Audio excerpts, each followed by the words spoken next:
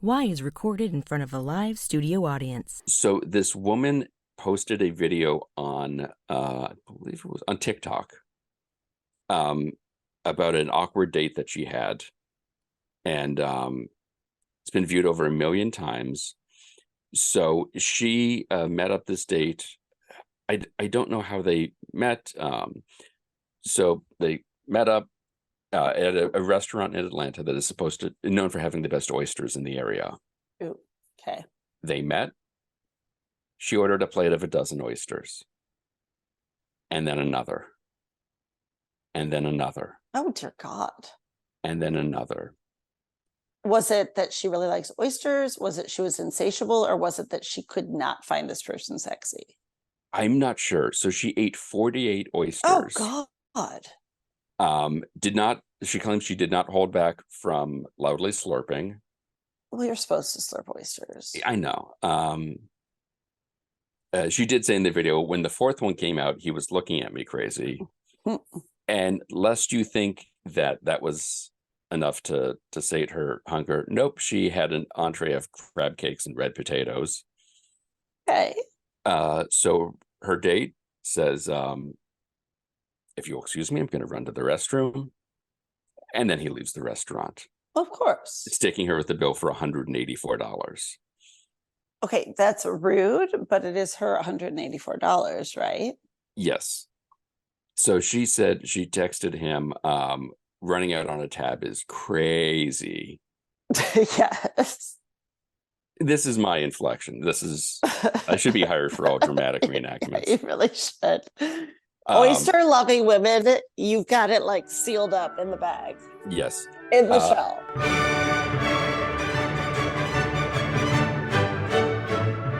This is Why, with your hosts, Heidi Hedquist and Luke Poling. And then he responded, I offered to take you out for drinks and you ordered all that food. I can cash app the total for the drinks. Oh, dear Lord, who are these people? It's just... And wait, why are they in the news? Because she posted this TikTok video saying how, I guess, upset she was or mean it was for him to run out on her and leave her with this tab. I feel like 4 plates of oysters is above and beyond 1. I think so too. I mean, are you? Yeah, no, I agree. And especially if you're just meeting someone for drinks. Isn't that sort of like showing up, being like, great to meet you. My pizza will be here in 20 minutes. Okay, that was funny. I would actually my God, think, DoorDash I will would be actually here. be like, I will foot this whole bill if you give me a slice. Yes, that's true. But I agree. 4 orders of oysters is excessive. Right. And weird. Mm-hmm. And unnecessary, right? If you're hungry, go right to the surf and turf. Go to the crab cakes and filet. Yeah. But if you want to just prove like, ooh, I love oysters and that's sexy, which I still don't buy them as they didn't greatest mention Africans anything yet. that how many of these 48 oysters were slurped down with unnerving, unbreaking eye contact. Right. And were there any pearls anywhere in there? Apparently not. And were they like a lot of oysters, but no pearls? Like lots of horseradish? What sort they of... don't say what they were topped with or yeah, see, I just feel if you're just getting to meet somebody, you don't well, and go I that feel route. like she was doing it though. I mean, I don't know her, but my estimation, given how terrible these people are, again, assuming, is she was doing it to be sexy.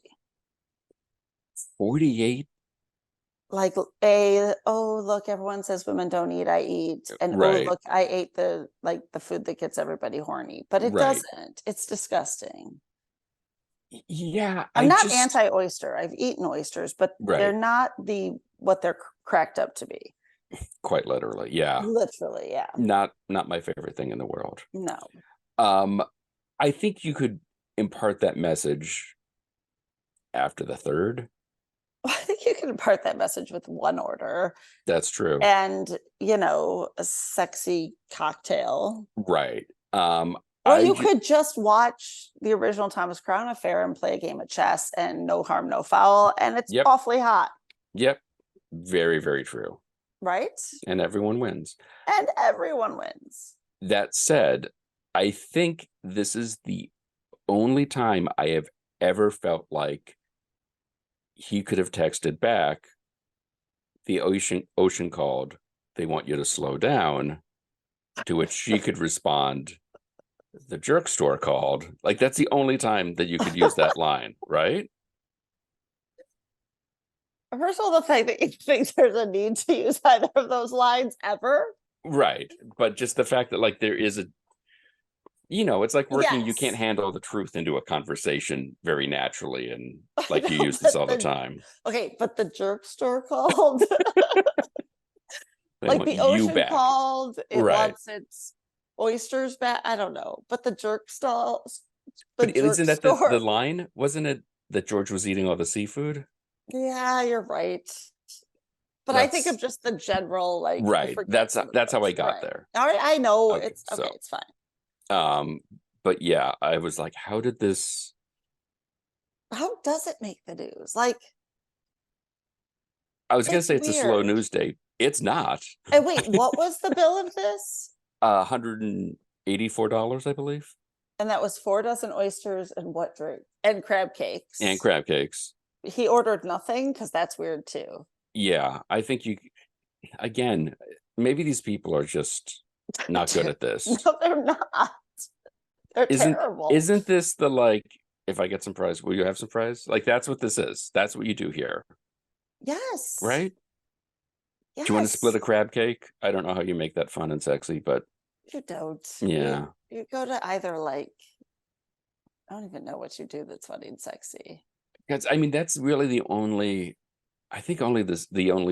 seafood that you could kind of make, like, fun and flirty. I feel like escargot can be fun and flirty. But it's not seafood. Details. You're right. Like, I want a bucket of crawfish, or bring out the crab legs. Like, that's suck out the crab. I don't know. Seafood isn't sexy. It's not. No, it's disgusting. Actually, most food isn't sexy, which is funny that people always. Well, what is there? Dessert is sexy. Dessert, yeah. I've had a burrito a couple times. That is not. The burrito itself was sexy, or it was like a means to sexy time. Like, if the burrito itself was sexy, that's sexy in its own right.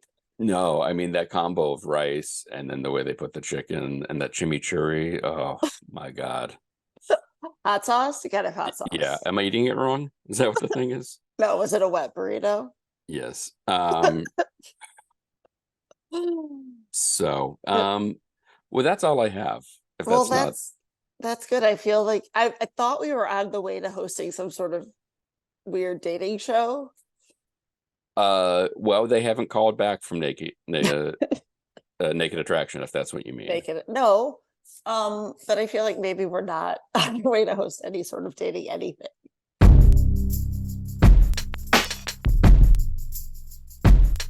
To get started, I think, just to dive in, I guess we should talk about Sendgrid first. Yeah, happy to talk about that. So let's start there and go from there. Yeah, so Sendgrid was a company I started back in 2008. Around early 2009, so late 2008, that's when I wrote the first line of code for a solution. And so at that time, I was the CTO, or had been CTO, of 2 other companies. And what I noticed was that when we were sending emails, when someone would sign up, these emails would end up in the spam folder. And this is just to confirm that they own the email address. So they weren't advertising anything. And so these emails are called transactional emails. They're not marketing emails, they're transactional. It's like it's still critical for them to get to the recipient. Right. Yet we still had this issue where they were ending up in the spam folder. And so as CTO of these companies, I had to fix that issue. And the more I looked into the problem, the harder it got. And so because it became so difficult, I just became passionate about that problem, and started to solve it. And to my surprise, I found early in 2009 that other companies have the same problem. In fact, eBay made a study and found that if they didn't deliver back then 1% of their yearly email, they would lose $14 million for every 1%. And the average of missing email was 20% at that time. And so we didn't, and so it was a big problem. And so I put together a team of co-founders, and we started developing a solution. And we went through an accelerator called Techstars. At this time, I was already familiar with running startups. We had started companies that failed, 2 companies. One, we put together a great team, good idea. We failed. And so we thought it was because we didn't have funding. The second idea, we put together a great team, great idea, and funding, and we failed. And so on this third one, I realized that I just didn't know what I didn't know. And sometimes I didn't even know what questions to ask. And so Techstars is a mentorship-driven program for tech companies. And so I thought I would give that a try. And so we went through that program, and they helped us get started. So we developed the initial solution. We started getting customers. They helped us. They put us in front of investors, and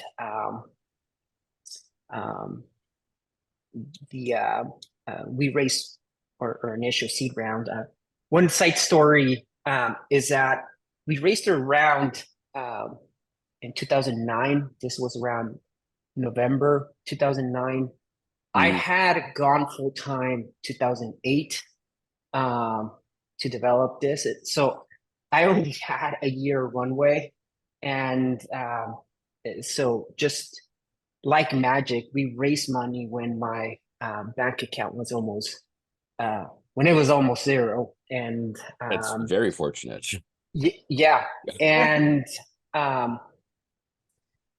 5 months in, so after this, so this is around April of 2010, we get an acquisition offer to sell Sendgrid for millions of dollars, and going from like having zero right. and to like potentially a few $1,000,000 in my bank account was a very difficult decision to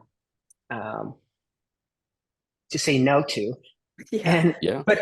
But it was around this time, and so this is one of the many times where having gone through the Techstars program helped us, is that we had mentors that would tell us, hey, Isaac, if you're getting offers this early, the likelihood that you may get offers in the future is high. And so we decided to pass on that offer, and we decided to build. By the way, we had an acquisition offer in one side of the table. The other side was an investment of $5 million to keep growing the company. Both came in unsolicited, and so we just decided to build it. And so many years, because this was in 2010, for many years, I always questioned if that was the right decision. But in 2017, Sendgrid went public, and that's kind of when, for those that don't know, the transition from being a private company to a public company for shareholders, that means they can now sell their shares and turn whatever paper money you have on these shares into actually real money that other investors are willing to buy. And so that was a very special moment for everyone at Sendgrid. Yeah. So I think part of the reason that we are talking today is because of this work you're doing to help entrepreneurs and other I don't want to say inventors because it sounds like you've got a Bunsen burner somewhere, but like the people with a creative disposition and doing this sort of things and the coding and all of that. Not every one of them is a good not even public speaker, but any sort of presentation for investments, to my mind, must feel like Shark Tank. And that's not everyone's best place to perform. No. Right. I totally agree. And so, and at this time, um, I was I've been an engineer all this time. I didn't know how to sell. I didn't know. I would get extremely nervous trying to sell or solution. I didn't know how. I mean, if you're in sales, you need to be able to handle rejection. I mean, that's tough, conflict, et cetera, et cetera. And so, yeah, I totally agree.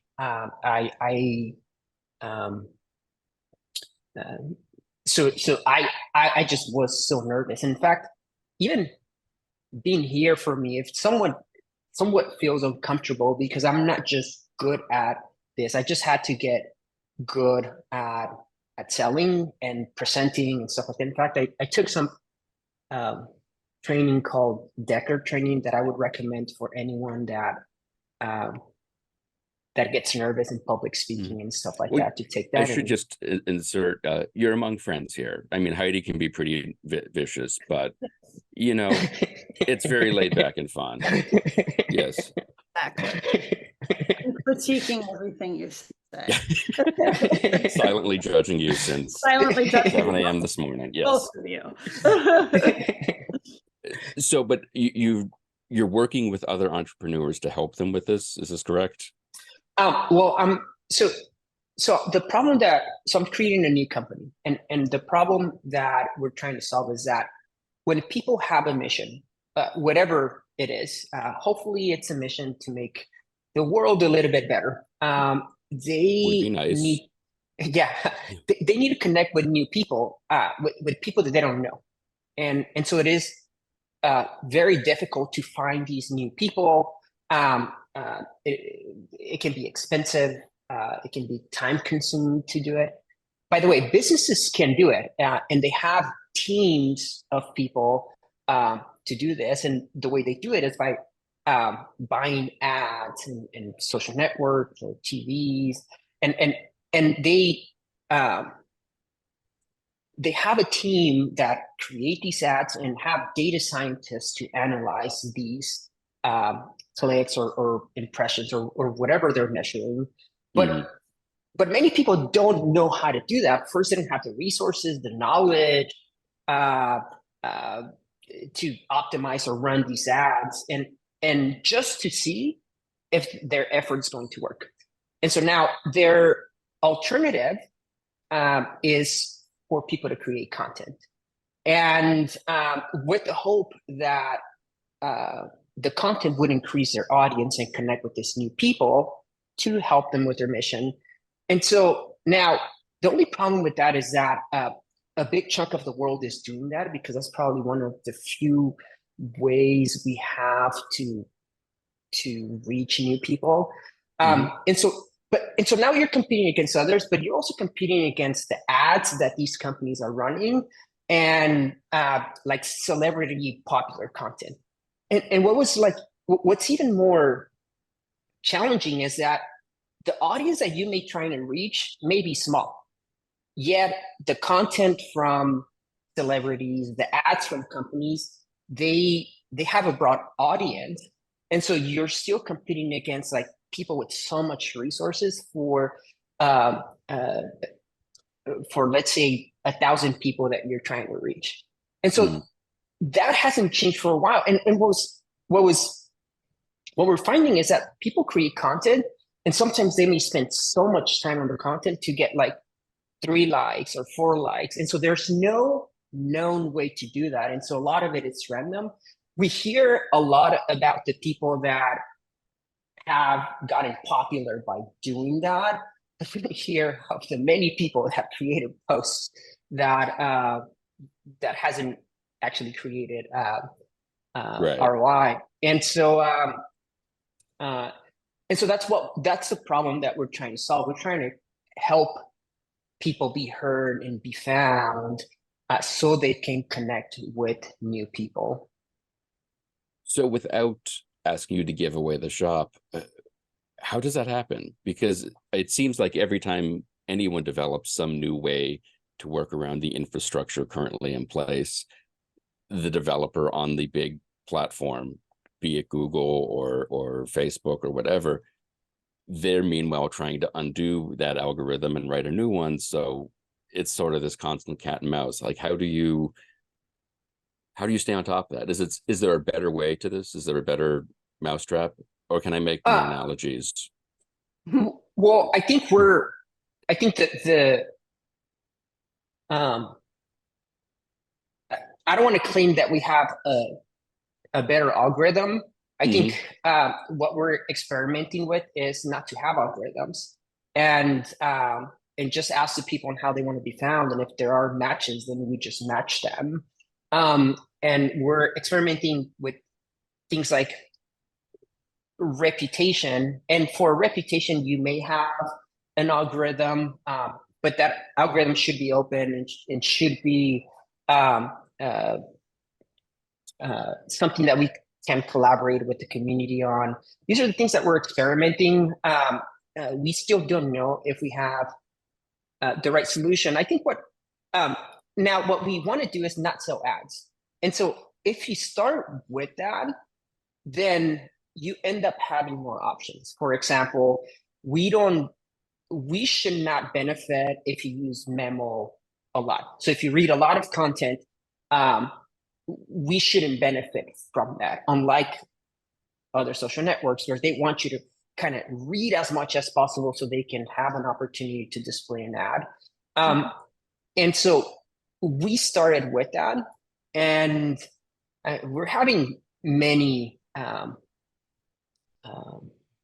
we're having new options that we haven't seen in the market, because most of the business models that you see around these social networks is about selling ads. And so we're not going to claim that we have the solution. We just want to initially start with validating the problem. Is this something that people feel? Do they feel that they're being silenced by all this content that the already popular celebrities essentially monopolize, and the companies that have the capital to spend on ads? Now we're going to launch something, and it's probably not going to work.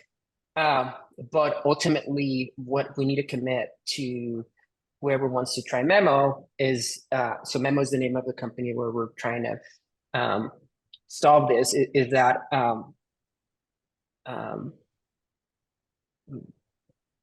do they feel the problem, and are they willing to tell us how to solve it? But yeah, we don't claim that we have the solution yet, and so we're testing with a small subset of users, and we're going to increase that user base until we get good feedback. And right now, we're not getting the feedback that we want, so we're iterating, and we'll make iterations until we find one. But we've been at this for 3 years, and we're going to keep going until we find it. Process is just like the diligence and process it takes to stick with something for year over year and keep reevaluating, keep adjusting, keep shifting. That, how do you, I mean, obviously you're not doing it alone. You've got your team that you're figuring it out with, but I swear I just forget it, I'm out. Like that, you've just done so many wonderful things and achieved so many great things, but you're still going at it and doing more. Yeah, and it's it's interesting that you mentioned this. Usually startups, especially in the tech space, they're not known for um, developing something without launching. And so we've been at this for 3 years. I we're not funded by VCs. I would have been fired already. We were funded by VCs because the expectation is that in a tech company, it's easy to develop technology or fast, so you should have something out in a year at most. And so that's what you see typically on companies. And I think we became passionate about this problem. And what was so I had an interview yesterday, and the candidate asked me, "Why do you think you have the best team to do this?" And I said, well, for an employee, that one of the factors that determines if they're going to be happy is if they can see progress, if they can see that their work is making progress towards the goal. We've been at this for 3 years, and people at Memo have not seen progress yet.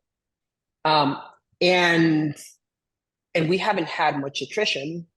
And the reason being is that because they're motivated to see a solution, and motivation can move mountains. So I would take any motivated team with not much skill over someone that has high skill, no motivation. And so I think this motivation is contagious. And so we've been at this for 3 years. Hopefully we'll have some type of solution that we feel okay with this year. But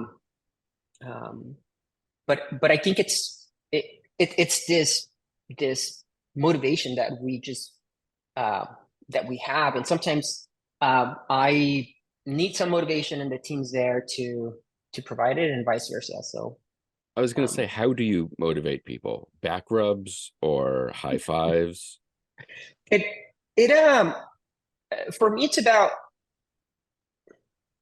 and this helps me personally too. It's just having a mission and a vision. And once you have that, it's very difficult to see the world and not have it. And so now, whatever Memo is going to do, I cannot unsee the world anymore. Like I need the world. I mean, I strongly believe that the world needs a solution like Memo. And so that's just keep motivating me. That gives me a sense of purpose. Whether I'm right or wrong, it still gives me that sense of purpose to trying to get up every morning and trying to make the world a little bit better, no different than what Google did to search. And now we see things like ChatGPT and the iPhone and things like that. Well, even a carpenter building a nice table, everybody wants to end their day by feeling like I did something, I made something that wasn't there, or I did something to help another person. So that makes, it makes all the sense in the world. And the idea, it's interesting, your approach to it, saying that, what if we didn't have ads? What if we didn't, as you're kind of if you rephrase the question, does that change the answer? And that, have you always had that sort of outlook on, like, I'm trying to think, what was it, Mad Men that said always you'd change the conversation? I can't remember now. But that idea, like, how do you, where does that come for you? That idea of, okay, let's find another way into this problem. Yeah. So I mean, I start with the problem because I experience it myself. I try to do social media. Did an experiment last year and try to create videos about myself talking about a topic. I feel very, very uncomfortable doing that. And so I believe there are better ways to do it. And a lot of it has also been problems where it's like, hey, how can I do this? During the pandemic was like, how do I find someone that has additional masks that I can get? It was very difficult to connect with new people that had that. And so I started with some of those problems, and then we tried to develop a solution, and then we're thinking, it's like, oh my gosh, the world would be much better because I can solve problem X, Y, Z with a solution. And I think that has helped quite a bit. And so now you end up seeing the world that way now. And so you're like, every day you wake up and you're like, okay, we're getting closer to whatever we discussed 3 months ago or whatever. And and I mean, that's essentially it. And it's also contagious because these solutions are developed by a team. And so now everyone has some type of influence to change the world, which is I call that magic. Yeah. So you said you think you're close to some sort of solution or an answer to the question by the end of the year, whether or not it's the right answer. Yeah, well, I'm not sure how long the solution will be, but the way we're thinking about it is that we want to 10x. We want to increase by 10x the number of users when we're ready. Right now, we're just testing with 20 users. We're gonna have 200 users by the end of October. And then if that test goes right, then we'll increase it to 2,000. And so the 10x increase grows very fast. But we're not, because you could just go like 2,000, 200, 20,000, 200,000 to million. And I think once we're talking about millions, then I think we can start seeing how the solution is going to work much better. And so we don't know. I think we're just kind of take one test at a time. And so the next test would be by the end of October. And so the more you hear about Memo in the future, the more we probably think we're getting closer to some type of solution.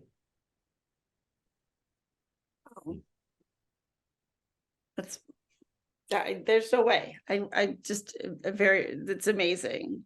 Have you had this sort of entrepreneurial spirit your whole life? Did you know as a kid that you were going to go down this path of creating all these different things? No, not really. I was like I always liked school, specifically math. And so I went into engineering, and I thought I was just going to be coding the rest of my life. I love coding. And in 2003, a friend of mine, his name is Elmer Thomas, introduced me to a book called Rich Dad, Poor Dad. And once I read that book, I realized that I had to expand the way I thought about things. It wasn't just about getting a job and having like the secure pay. And until that point, I was associating going to school, having a secure job, so that I could live comfortably. And as soon as I finished reading that book, I started creating companies, like literally the next day. And so these companies that I described earlier were the companies that failed. And so it was just a process of getting better and better and better. And now that gives me, it gives me purpose. And so I felt that when we created the first company and failed. And so this is why I had to do it again, even after Sendgrid.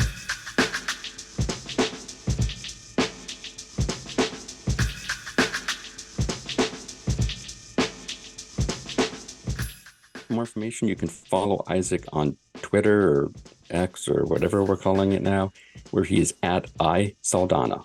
Why the Podcast is produced by the Professional Production Company. Please be sure to rate and review us on Apple Podcasts because we're shallow and need constant validation. For more information, you can check out our website, whythepodcast.com. And like everyone else, we're on Facebook, Twitter, and Instagram. Today's show was recorded and produced by Heidi Hedquist and myself from our world headquarters located on the second floor of the professional office building, centrally located downtown. Our reluctant executive producers are John Sauvé and Sandy Stone. Our willing producers are Rachel Allen and Randy Jeanette. Our intern is Zach Jackson. This one's for Philippe. Thanks for joining us. Flash, we're coming home.